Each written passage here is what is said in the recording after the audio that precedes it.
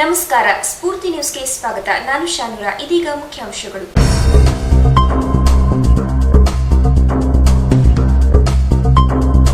ಜನಪ್ರತಿನಿಧಿಗಳ ಹಾಗೂ ಅಧಿಕಾರಿಗಳ ನಿರ್ಲಕ್ಷ್ಯ, ಸಂಪೂರ್ಣವಾಗಿ ಕಲುಷಿತಗೊಂಡಿದೆ ಸಾಗರದ ಜೀವನದಿ ವರದಾ.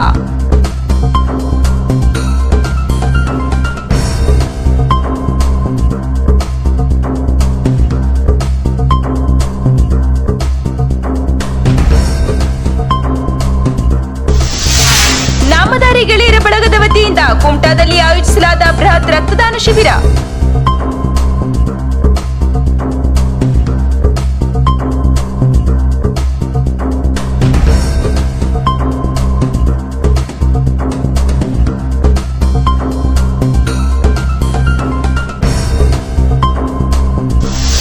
ಭಟ್ಕಳದ ಮಣ್ಕುಳಿಯಲ್ಲಿ ಅನಿಲ ರಹಿತ ಗ್ಯಾಸ್ ಟ್ಯಾಂಕರ್ ಪಲ್ಟಿ, ಪ್ರಾಣಾಪಾಯದಿಂದ ಪಾರಾದ ಚಾಲಕ ಹಾಗೂ ಕ್ಲೀನರ್.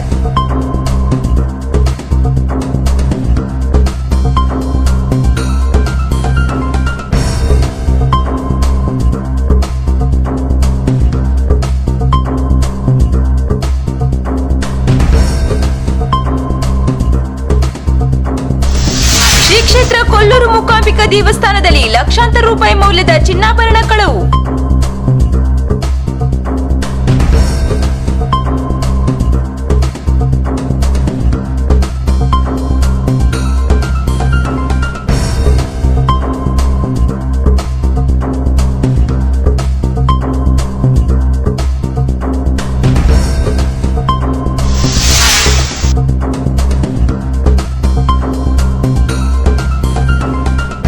ಶಿವಮೊಗ್ಗ ಜಿಲ್ಲೆಯ ಸಾಗರ ತಾಲೂಕಿನ ವರದಾ ನದಿಯು ಸಂಪೂರ್ಣವಾಗಿ ಕಲುಷಿತಗೊಂಡಿದ್ದು ತನ್ನ ಪ್ರಾಮುಖ್ಯತೆ ಕಳೆದುಕೊಳ್ಳುತ್ತಿದೆ.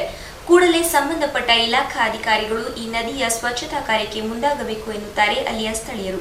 ಸಾಗರ ತಾಲೂಕಿನ ಐತಿಹಾಸಿಕ ಪ್ರಸಿದ್ಧ ಜೀವನದಿ ವರದಾ ನದಿಯು ತೀರಾ ಕಲುಷಿತಗೊಂಡಿದೆ.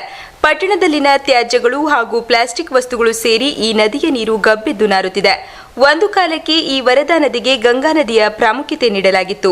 ಅಲ್ಲದೆ ಈ ನದಿಯ ದಂಡೆಯ ಮೇಲೆ ಹಲವು ದೇವಸ್ಥಾನಗಳಿದ್ದು ಈ ನದಿಯ ನೀರನ್ನೇ ದೇವರ ಅಭಿಷೇಕಕ್ಕಾಗಿ ಬಳಸಲಾಗುತ್ತಿತ್ತು. ಆದರೆ ಇಂದು ಈ ನದಿಯು ನಿರ್ಲಕ್ಷ್ಯಕ್ಕೊಳಗಾಗಿದ್ದು ತನ್ನ ಪಾವಿತ್ರ್ಯತೆ ಕಳೆದುಕೊಳ್ಳುತ್ತಿದೆ ಹಾಗೂ ಈ ನದಿಗೆ ತಡೆಗೋಡೆಗಳಿಲ್ಲದೆ ತುಂಬಾ ತೊಂದರೆ ಉಂಟಾಗುತ್ತಿದೆ. ಈ ನದಿಯಲ್ಲಿ ಶೇಖರಣೆಗೊಂಡಿರುವ ಪ್ಲಾಸ್ಟಿಕ್ ಹಾಗೂ ತ್ಯಾಜ್ಯಗಳು ಕೊಳೆತು ಸೊಳ್ಳೆಗಳ ಸಂತತಿ ಉತ್ಪತ್ತಿಯಾಗಿದೆ. ಹೀಗೆ ಮುಂದುವರೆದರೆ ಅನೇಕ ಮಾರಕ ಸಾಂಕ್ರಾಮಿಕ ರೋಗಗಳು ಹರಡುವ ಭೀತಿ ಅಲ್ಲಿಯ ಸ್ಥಳೀಯರನ್ನ ಕಾಡುತ್ತಿದೆ. ಕೂಡಲೇ ಸಂಬಂಧಪಟ್ಟ ಇಲಾಖಾ ಅಧಿಕಾರಿಗಳು ಹಾಗೂ ಜನಪ್ರತಿನಿಧಿಗಳು ಇತ್ತ ಗಮನ ಹರಿಸಿ ಈ ನದಿಗೆ ಸೂಕ್ತ ತಡೆಗೋಡೆ ನಿರ್ಮಿಸಿ ನದಿಯ ಸ್ವಚ್ಛತಾ ಕಾರ್ಯ ಕೈಗೊಳ್ಳಬೇಕು ಎನ್ನುವುದು ಅಲ್ಲಿಯ ಪ್ರಜ್ಞಾವಂತ ನಾಗರಿಕರ ಆಗ್ರಹವಾಗಿದೆ. ಈ ಕುರಿತು ಸ್ಥಳೀಯರಾದ ದೇವರಾಜ್ ಅವರು ನಮ್ಮ ಮಾಧ್ಯಮದೊಂದಿಗೆ ಮಾತನಾಡಿ, ವರದಾ ನದಿಯು ಧಾರ್ಮಿಕವಾಗಿ ಪಾವಿತ್ರ್ಯತೆ ಹೊಂದಿದ ನದಿಯಾಗಿದೆ. ಸಾಗರದಲ್ಲಿ ಹುಟ್ಟಿದ ಈ ನದಿಯು ಹಾವೇರಿ ಬನವಾಸಿಗಳ ಮೂಲಕ ಹರಿಯುತ್ತದೆ. ತಾಲೂಕಿನ ಎಲ್ಲ ತ್ಯಾಜ್ಯಗಳು ಹಾಗೂ ಪ್ಲಾಸ್ಟಿಕ್ಗಳು ಈ ನದಿಗೆ ಸೇರಿ ಗಬ್ಬೆದ್ದು ನಾರುತ್ತಿದೆ. ಈ ನದಿಯ ದಂಡೆಯ ಮೇಲೆ ಹಲವು ಐತಿಹಾಸಿಕ ದೇವಾಲಯಗಳನ್ನು ಹೊಂದಿದ್ದು ಈ ಎಲ್ಲ ದೇವಾಲಯಗಳಿಗೂ ಹಾಗೂ ಇನ್ನಿತರೆ ಧಾರ್ಮಿಕ ಕಾರ್ಯಕ್ರಮಕ್ಕೂ ಈ ನದಿಯ ನೀರನ್ನೇ ಬಳಸುತ್ತೇವೆ. ಇಂತಹ ಪವಿತ್ರ ನದಿ ಇಂದು ಇಂತಹ ದುಸ್ಥಿತಿಗೆ ತಲುಪಿರುವುದು ಖೇದನೀಯ. ಕೂಡಲೇ ಸಂಬಂಧಪಟ್ಟ ಇಲಾಖಾ ಅಧಿಕಾರಿಗಳು ಈ ನದಿಯ ಸ್ವಚ್ಛತೆಗೆ ಮುಂದಾಗಬೇಕು ಎಂದು ಆಗ್ರಹಿಸಿದರು.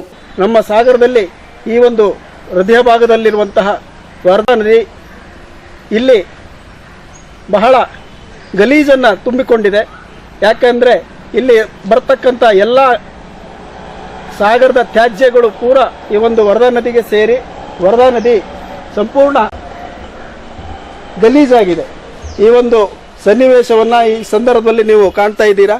ಹಾಗೆಯೇ ಈ ಒಂದು ವರದಾ ನದಿಗೆ ತಾಗಿ ತುಂಬ ಪುರಾತನವಾದಂಥ ಶ್ರೀ ರಾಮೇಶ್ವರ ದೇವಸ್ಥಾನ ಮತ್ತು ಮೈಲಾರೇಶ್ವರ ದೇವಸ್ಥಾನ ಹಾಗೂ ದುರ್ಗಾಂಬ ದೇವಿಯ ದೇವಸ್ಥಾನಗಳು ಇವೆಲ್ಲ ಪುರಾತನವಾದಂತಹ ದೇವಸ್ಥಾನಗಳು. ಇಂತಹ ಒಂದು ದೇವರ ಸನ್ನಿಧಿಗೂ ಸಹ ಇದೇ ನದಿಯ ನೀರನ್ನು ಬಳಸ್ತಾ ಇದ್ದೇವೆ. ಶೀಘ್ರವೇ ಈ ನದಿಯ ಸ್ವಚ್ಛತಾ ಕಾರ್ಯ ಕೈಗೊಂಡು ಅಲ್ಲಿ ಬರುವ ಭಕ್ತರಿಗೆ ಹಾಗೂ ಸ್ಥಳೀಯರಿಗೆ ಅನುಕೂಲತೆ ಒದಗಿಸಬೇಕೆಂದು ಸ್ಥಳೀಯರಾದ ಹನುಮಂತ್ ಪೈ, ಕೃಷ್ಣಮೂರ್ತಿ, SM ಕುಮಾರ್ ಸೇರಿದಂತೆ ಹಲವರು ಆಗ್ರಹಿಸಿದ್ದಾರೆ. ಇಲ್ಲಿ ತ್ಯಾಜ್ಯ ಭಾರಿ ಸೇರೋದ್ರಿಂದ ಆ ನೀರು ಕುಲುಸಿತಾಗಿ ಜನಗಳ ಉಪಯೋಗಕ್ಕೆ ಬಹಳ ತೊಂದರೆ ಆಗ್ತಾ ಇದೆ. ಹಾಗೆಯೇ ಇದಕ್ಕೆ ತಡೆಗೋಡೆ ಇಲ್ಲದಿರೋದ್ರಿಂದ ಮಳೆಗಾಲದಲ್ಲಿ ಮಳೆ ನೀರಿನ ರಭಸಕ್ಕೆ ಪಕ್ಕದ ಮಣ್ಣೆಲ್ಲ ಕುಸಿದು ಹೋಗಿ ಇನ್ನೂ ತೊಂದರೆ ಆಗ್ತಾ ಇದೆ. ನಾವು ಸರ್ಕಾರಕ್ಕೂ ಮನವಿ ಸಲ್ಲಿಸಿದ್ದೇವೆ ಮತ್ತು ಸಾಗರ ಕ್ಷೇತ್ರದ MLA ಆದ MLA ಅವರಿಗೂ ಸಮೇತ ಈ ಮನವಿ ಕೊಟ್ಟಿದ್ದೇವೆ. ಮತ್ತು ಈ ನದಿ ಒಂದು ಸರಿ ವ್ಯವಸ್ಥೆ ಮಾಡಿ ಜನಗಳಿಗೆ ಪೂಜೆಗೆ ವ್ಯವಸ್ಥೆ ಮಾಡಿದರೆ ಮತ್ತು ಈ ತಡೆಗೋಡೆ ಕಟ್ಟಿದರೆ ಸಾರ್ವಜನಿಕ ಅನುಕೂಲ ಆಗ್ತದೆ ಅಂತ ಇದಕ್ಕೆಲ್ಲ ನೀರು ಇಲ್ಲಿಂದಲೇ ತೊಗೊಂಡ್ಬಿಟ್ಟು ಪೂಜೆ ಉಪಯೋಗಿಸ್ತಾರೆ. ಹಾಗೆ ಸಾರ್ವಜನಿಕರು ಗಂಗಾ ಪೂಜೆ ಮಾಡ್ತಾ ಇದ್ರೆ ಆ ಗಂಗಾ ಪೂಜೆಗೆ ಸಹ ಇದೇ ನೀರನ್ನೇ ತೊಗೊಂಡೋಗಿ ಉಪಯೋಗಿಸ್ತಾರೆ ಇದನ್ನು. ಅದಕ್ಕೋಸ್ಕರ ನಾವೆಲ್ಲರಿಗೂ ಹೇಳಾಯ್ತು, ಇಲ್ಲಿ ತನಕ ಎಲ್ಲರಿಗೂ ಹೇಳಾಯ್ತು, ಯಾರು ಕೇಳಲಿಲ್ಲ. ಇದನ್ನು ಈಗಲಾದರೂ ಸರ್ಕಾರದವರು ಇದನ್ನು ಗಮನ ಕೊಟ್ಟು ಮುಂದಿನ ಕಾರ್ಯಕ್ರಮ ನಡೆಸಿ ಇಲ್ಲಿ ಆಗತಕ್ಕಂಥ ಅನಾಹುತವನ್ನು ತಪ್ಪಿಸಬೇಕು ಅಂತೇಳಿ ನಾವು ಇಲ್ಲಿಯ ಸ್ಥಳೀಯ ನಾಗರಿಕರ ಪರವಾಗಿ ನಾವು ವಿನಂತಿಸ್ಕೊಳ್ತಾ ಇದ್ದೀವಿ. ಸಾಗರ ತಾಲೂಕಿನ ಸ್ಪಂದನ ಸಂಸ್ಥೆಯಲ್ಲಿ ಪ್ರಸಾದನ ಅಥವಾ ಮೇಕಪ್ ತರಬೇತಿ ಶಿಬಿರವನ್ನು ಆಯೋಜಿಸಲಾಗಿತ್ತು. ಸಾಗರದ ಸ್ಪಂದನ ಸಂಸ್ಥೆ ಹಾಗೂ ಕನ್ನಡ ಸಂಸ್ಕೃತಿ ಇಲಾಖೆ ಬೆಂಗಳೂರು ಇವರು ನೀಡುವ ಅನುದಾನದಡಿಯಲ್ಲಿ ಪ್ರಸಾದನ ಅಥವಾ ಮೇಕಪ್ ತರಬೇತಿಯನ್ನು ಆಯೋಜಿಸಲಾಗಿತ್ತು. ಈ ಶಿಬಿರದಲ್ಲಿ ರಂಗಭೂಮಿಯ ವಿವಿಧ ಪ್ರಸಾದನ ಶೈಲಿಗಳ ಪ್ರಾಯೋಗಾತ್ಮಕ ಕಲಿಕೆಯನ್ನು ಕೈಗೊಳ್ಳಲಾಗಿತ್ತು. ಸ್ಪಂದನ ಸಂಸ್ಥೆಯ ಎಂವಿ ಪ್ರತಿಭಾ ಅವರು ಮಾತನಾಡಿ 13 ವರ್ಷಗಳಿಂದ ರಂಗ ಚಟುವಟಿಕೆಯಲ್ಲಿ ತೊಡಗಿಕೊಂಡಿರುವ ಸಂಸ್ಥೆಯು ರಂಗಭೂಮಿಗೆ ಸಂಬಂಧಪಟ್ಟಂತೆ ಹಲವು ಕಾರ್ಯಕ್ರಮಗಳನ್ನು ಆಯೋಜಿಸುತ್ತಾ ಬಂದಿದ್ದು, ಇದೀಗ ಪ್ರಸಾದನ ಅಥವಾ ಮೇಕಪ್ ತರಬೇತಿ ಶಿಬಿರವನ್ನು ಹಮ್ಮಿಕೊಂಡಿದ್ದೇವೆ. ರಂಗಭೂಮಿ ಚಟುವಟಿಕೆಯಲ್ಲಿ ಮಾತ್ರವಲ್ಲ, ವಿವಿಧ ಕ್ಷೇತ್ರದಲ್ಲಿ ತೊಡಗಿರುವ ವಿದ್ಯಾರ್ಥಿಗಳಿಗೆ ಅನುಕೂಲವಾಗುವ ಉದ್ದೇಶದಿಂದ ಈ ಶಿಬಿರ ಹಮ್ಮಿಕೊಂಡಿದ್ದೇವೆ. ಮೇಕಪ್ ಯಾವ ರೀತಿಯಲ್ಲಿ ಮಾಡಿಕೊಳ್ಳಬೇಕು ಹಾಗೂ ಕಾಸ್ಮೆಟಿಕ್ಸ್ ಮೇಕಪ್ನಿಂದ ಉಂಟಾಗುವ ಸಮಸ್ಯೆಗಳ ಕುರಿತಾಗಿ ಮಾಹಿತಿ ನೀಡಿದ್ದೇವೆ ಎಂದರು. ನಮ್ಮದು ಸ್ಪಂದನ ರಂಗ ಸಂಸ್ಥೆ ನಿರಂತರವಾಗಿ 13 ವರ್ಷಗಳಿಂದ ರಂಗ ಚಟುವಟಿಕೆಗಳನ್ನು ಮಾಡ್ತಾ ಬಂದಿದ್ದೀವಿ. ರಂಗ ಚಟುವಟಿಕೆಗಳಿಗೆ ಸಂಬಂಧಪಟ್ಟಂಥ ಶಿಬಿರಗಳನ್ನು ಶಾಲಾ ಕಾಲೇಜುಗಳಲ್ಲಿ ಮತ್ತು ದೊಡ್ಡವ್ರ ಜೊತೆಲಿ ಮಾಡ್ತಾ ಇದ್ದೀವಿ. ಅದರ ಭಾಗವಾಗಿ ನೇಪಥ್ಯಕ್ಕೆ ಸಂಬಂಧಪಟ್ಟಂಥ ಶಿಬಿರಗಳನ್ನು ಕೂಡ ಮಾಡ್ತಾ ಇದ್ದೀವಿ. ಅದೇ ರೀತಿ ಈಗ ನಡೀತಾ ಇರೋದು ಪ್ರಸಾದನ ಮೇಕಪ್ ತರಬೇತಿಯ ಶಿಬಿರ. ಇದನ್ನು ಕೇವಲ ನಮ್ಮ ಸಂಸ್ಥೆಯ ವಿದ್ಯಾರ್ಥಿಗಳಿಗೆ ಮಾತ್ರ ಅಲ್ಲದೇನೆ ಹೊರಭಾಗದ ಅಂದರೆ ಬೇರೆ ಬೇರೆ ರೀತಿಯ ಕ್ಷೇತ್ರಗಳ ಕೆಲಸ ಮಾಡ್ತಾ ಇದ್ದೀವಿ. ಈ ಶಿಬಿರಕ್ಕೆ ಸಂಪನ್ಮೂಲ ವ್ಯಕ್ತಿಗಳಾಗಿ ಆಗಮಿಸಿದ ಶ್ರೀ ಗುರುಮೂರ್ತಿ ವರದಾಮೂಲ ಅವರು ಮಾತನಾಡಿ, ಎಲ್ಲ ರಂಗಕಲೆಗಳ ಕುರಿತಾದ ಪ್ರಸಾದನ ಶಿಬಿರವನ್ನು ಆಯೋಜಿಸಿದ್ದೇವೆ. ಮೇಕಪ್ಗಳಲ್ಲೂ ಹಲವಾರು ಭಿನ್ನಗಳಿವೆ. ಸಾಮಾನ್ಯ ಮೇಕಪ್ಗೂ ಹಾಗೂ ಈ ರಂಗಭೂಮಿಯ ಮೇಕಪ್ಗಳಿಗೂ ಇರುವ ವ್ಯತ್ಯಾಸದ ಕುರಿತು ಮಾಹಿತಿ ನೀಡಿದ್ದೇವೆ. ಪಾತ್ರಕ್ಕೆ ತಕ್ಕಂತೆ ಬದಲಾವಣೆ ನೀಡುವುದೇ ಪ್ರಸಾದನ. ಹಾಗಾಗಿ ಪ್ರಸಾದನದಲ್ಲಿನ ಸೂಕ್ಷ್ಮತೆಯನ್ನು ತಿಳಿಸುವ ಅಭಿಲಾಷೆ ಹೊಂದಿದ್ದೆ. ಈಗ ಇದಕ್ಕೆ ಕಾಲಾವಕಾಶ ಕೂಡಿ ಬಂದಿದೆ ಎಂದರು. ಕನ್ನಡ ಮತ್ತು ಸಂಸ್ಕೃತಿ ಇಲಾಖೆ ಸಹಯೋಗದಿಂದ ಇದು ಮಾಡ್ತಾ ಇದ್ದಾರೆ. ಅದು ಸ್ಪಂದನ ತಂಡದಿಂದ ಮಾಡ್ತಾ ಇದ್ದಾರೆ. ಪ್ರತಿಭಾ ಅವರು ಕನ್ನಡ ಮತ್ತು ಸಂಸ್ಕೃತಿ ಇಲಾಖೆಯಲ್ಲಿ ಕೇಳ್ಕೊಂಡಾಗ ಅವರು ಸಹಯೋಗಕ್ಕೆ ಒಪ್ಕೊಂಡಿದ್ದಾರೆ. ತುಂಬ ಒಳ್ಳೆ ಕೆಲಸ ಮಾಡಿದ್ದಾರೆ ಅಂತ ಅನ್ನಿಸ್ತದೆ. ಇಂಥ ಕನ್ನಡ ಸಂಸ್ಕೃತಿ ಇಲಾಖೆಗೂ ಕೂಡ ಇಂಥ ಸಂಘಟನೆಗಳ ಗಮನ ಇದೆಯಲ್ಲ. ನಾನು ಹೇಳೋದು, ಇದು ಉಚಿತ ತರಬೇತಿ ಅಂತಾದರೂ ಕೂಡ ಜನರು ಅದು ಉಚಿತ ಅಂತ ಅನ್ಸ್ಕೊಳ್ಳೋದು. ಕನ್ನಡ ಸಂಸ್ಕೃತಿ ಇಲಾಖೆಯಿಂದ ಆಗಬೇಕಾದ ಅತ್ಯುತ್ತಮ ಕೆಲಸ ಪ್ರಸಾದನದ ಶಿಬಿರ. ಇವತ್ತು ಉದ್ಘಾಟಕರು ಅದನ್ನೇ ಹೇಳಿದರು. ಪ್ರಸಾದನದ ಶಿಬಿರಗಳು ಬೇರೆ ಬೇರೆ ಶಿಬಿರಗಳು ನಡೀತದೆ. ಸಾಗರ ತಾಲೂಕಿನ ಶಿವಪ್ಪ ನಾಯಕ ಯುವಜನ ಸಂಘದ ನೂತನ ಕಟ್ಟಡಕ್ಕೆ ವಿಧಾನಸಭಾಧ್ಯಕ್ಷ ಕಾಗೋಡು ತಿಮ್ಮಪ್ಪ ಅವರು ಭಾನುವಾರ ಶಂಕುಸ್ಥಾಪನೆ ನೆರವೇರಿಸಿದರು. ಸುಮಾರು 50 ಲಕ್ಷ ರೂಪಾಯಿ ವೆಚ್ಚದಲ್ಲಿ ನಿರ್ಮಾಣಗೊಳ್ಳಲಿರುವ ಈ ಸಂಘದ ನೂತನ ಕಟ್ಟಡಕ್ಕೆ ವಿಧಾನಸಭಾಧ್ಯಕ್ಷ ಕಾಗೋಡು ತಿಮ್ಮಪ್ಪ ಅವರು ಗುದ್ದಲಿ ಪೂಜೆ ನೆರವೇರಿಸಿದರು. ನಂತರ ಮಾತನಾಡಿದ ಅವರು, ಶಿವಪ್ಪ ನಾಯಕ್ ಯುವಜನ ಸಂಘವು ಕ್ರೀಡೆ, ಸಾಂಸ್ಕೃತಿಕ ಹಾಗೂ ಆರೋಗ್ಯ ತಪಾಸಣೆ ಶಿಬಿರದಂತ ಹಲವು ಜನಪರ ಕಾರ್ಯಕ್ರಮಗಳನ್ನು ಹಮ್ಮಿಕೊಳ್ಳುವುದರೊಂದಿಗೆ ಜನಪರ ಚಿಂತನೆಯನ್ನು ಬಿತ್ತುವ ಕೆಲಸ ಮಾಡುತ್ತಿದೆ ಎಂದರು. ಈ ಸಂದರ್ಭದಲ್ಲಿ ನಗರಸಭಾಧ್ಯಕ್ಷ ಆರ್ ಗಣಾಧೀಶ್, ಎನ್ ಶ್ರೀನಾಥ್, ಉಷಾ ಉಮೇಶ್, ಜಯರಾಮ್, ರಾಜು ಮೇಸ್ತ್ರಿ ಸೇರಿದಂತೆ ಹಲವರು ಉಪಸ್ಥಿತರಿದ್ದರು. ಸಾಗರ ತಾಲೂಕಿನ ಉಪವಿಭಾಗೀಯ ಆಸ್ಪತ್ರೆಯಲ್ಲಿ 2ನೇ ಸುತ್ತಿನ ಪಲ್ಸ್ ಪೋಲಿಯೋ ಕಾರ್ಯಕ್ರಮ ಯಶಸ್ವಿಯಾಗಿ ಜರುಗಿತು. ಸಾಗರ ತಾಲೂಕಾಡಳಿತ, ತಾಲೂಕು ಆರೋಗ್ಯಾಧಿಕಾರಿಗಳ ಕಚೇರಿ ಹಾಗೂ ರೋಟರಿ ಸಂಸ್ಥೆ ಆಶ್ರಯದಲ್ಲಿ 2ನೇ ಸುತ್ತಿನ ಪಲ್ಸ್ ಪೋಲಿಯೋ ಕಾರ್ಯಕ್ರಮವನ್ನು ಹಮ್ಮಿಕೊಳ್ಳಲಾಗಿತ್ತು. ಉಪವಿಭಾಗಾಧಿಕಾರಿ ಡಿಎಂ ಸತೀಶ್ ಕುಮಾರ್ ಅವರು ಮಗುವಿಗೆ ಲಸಿಕೆ ಹಾಕುವ ಮೂಲಕ ಈ ಕಾರ್ಯಕ್ರಮಕ್ಕೆ ಚಾಲನೆ ನೀಡಿದರು. ನಂತರ ಮಾತನಾಡಿದ ಅವರು, ಮಕ್ಕಳು ರೋಗಮುಕ್ತರಾಗಿ ಆರೋಗ್ಯದಿಂದಿರಲು ಪ್ರತಿಯೊಬ್ಬ ಪಾಲಕರು ತಮ್ಮ ಮಕ್ಕಳಿಗೆ ಪೋಲಿಯೋ ಲಸಿಕೆ ಹಾಕಿಸಬೇಕು ಎಂದರು. ಈ ಸಂದರ್ಭದಲ್ಲಿ ಮಕ್ಕಳ ತಜ್ಞೆ ಡಾಕ್ಟರ್ ಜಯಲಕ್ಷ್ಮಿ, ಗುರುಪ್ರಸಾದ್, ವೆಂಕಟೇಶ್, ಶೇಖರಪ್ಪ, ರೋಟರಿ ಸಂಸ್ಥೆ ಅಧ್ಯಕ್ಷ ವೆಂಕಟೇಶ್ ಸೇರಿದಂತೆ ಹಲವರು ಉಪಸ್ಥಿತರಿದ್ದರು. ಪಿಯು ಉಪನ್ಯಾಸಕರ ವೇತನ ತಾರತಮ್ಯ ನೀತಿ ವಿರೋಧಿಸಿ ಕೈಗೊಳ್ಳಲಿರುವ ಹೋರಾಟದ ಕುರಿತಾಗಿ ಕುಮಟಾ ತಾಲೂಕಿನ ಹನುಮಂತಬೆಣ್ಣೆ ಸರ್ಕಾರಿ ಪದವಿ ಪೂರ್ವ ಕಾಲೇಜಿನಲ್ಲಿ ಸುದ್ದಿಗೋಷ್ಠಿಯನ್ನು ಆಯೋಜಿಸಲಾಗಿತ್ತು.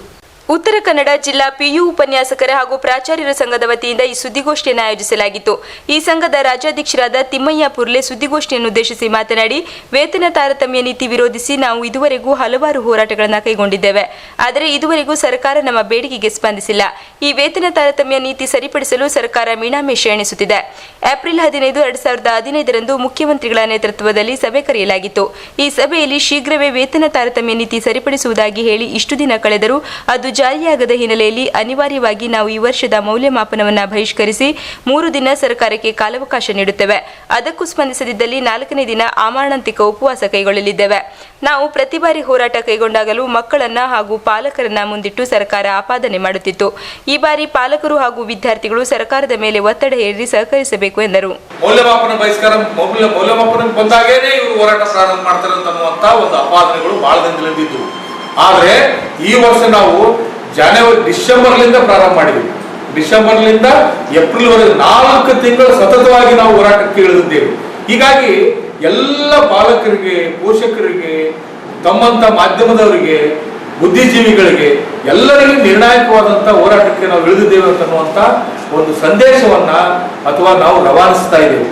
ಹಾಗಾಗಿ ಕರ್ನಾಟಕ ರಾಜ್ಯದ ಎಲ್ಲ ಉಪನ್ಯಾಸಕರು ಮತ್ತು ಮಾಧ್ಯಮದವರಿಗೆ, ಎಲ್ಲ ಪೋಷಕರಿಗೆ ನಾನು ವಿನಂತಿ ಮಾಡಿಕೊಳ್ತಾ ಇದ್ದೇನೆ, ದಯವಿಟ್ಟು ಸರ್ಕಾರದೊಡನೆ ನೀವು ಒತ್ತಡ ಹಾಕಿ, ನಮಗೆ ನೀವು ಒತ್ತಡ ಹಾಕಿ ಮೌಲ್ಯಮಾಪನಕ್ಕೆ ಅನ್ಯಾಯ ಆಗುತ್ತೆ ಮಕ್ಕಳಿಗೆ ಅನ್ನುವಂಥ ಭಾವನೆಯನ್ನ ಸಾಧ್ಯದಷ್ಟು ಮಟ್ಟಿಗೆ ನಿಲ್ಲಿಸಿ, ಮಕ್ಕಳಿಗೆ ಆಗ್ತಕ್ಕಂಥ ಅನ್ಯಾಯವನ್ನು ಸರ್ಕಾರ ಕೂಡ ನೋಡ್ಬೇಕಾಗತ್ತೆ.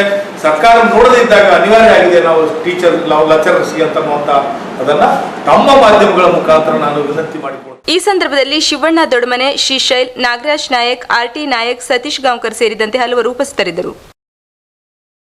ಇದೀಗ ಒಂದು ಬ್ರೇಕ್ನ ನಂತರ ಸ್ಫೂರ್ತಿ ನ್ಯೂಸ್ ಮುಂದುವರಿಯುವುದು.